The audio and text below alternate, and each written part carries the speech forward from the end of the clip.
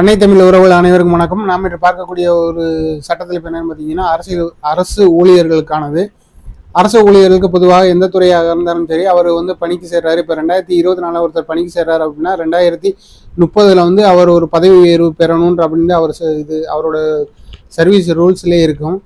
ஆனால் பார்த்தீங்கன்னா இவருக்கு பின்னாடி 2026 ஒருத்தர் வேலைக்கு சேர்ந்தவர் இவரை விட பதவி உயர்வு கிடைக்கிற பட்சத்தில் ஃபஸ்ட்டு ப்ரிஃபரன்ஸ் பழைய ஊழியருக்கு தான் கிடைக்கணும். அப்படின்ற பட்சத்தில் பார்த்தீங்கன்னா இந்த தகராறு அவளுக்குள்ளே பேசி தீர்க்க முடியாது. அதனால முறையாக சர்வீஸ் ரூல்ஸ் படி, அரசாங்க சர்வீஸ் ரூல்ஸ் படி எனக்கு தான் முன்னுரிமை, நான் தான் எனக்கு தான் பதவி வழங்க வேணும் அப்படின்னு சொல்லி நீங்கள் மாண்புமிகு மதுரை உயர்நீதிமன்றத்தில் அணுகி நீங்கள் உங்களுக்கு உண்டான நீதி பரிபாலனை பெற்றுக்கொள்ளலாம். அரசாங்கத்தை ரூல்ஸ் படி எனக்கு தான் பதவி வரணும் அப்படின்றத சொல்லி டாக்குமெண்ட்களை சமர்ப்பித்து நீங்கள் நீதி பரிபாலனை பெற்றுக்கொள்ளலாம்.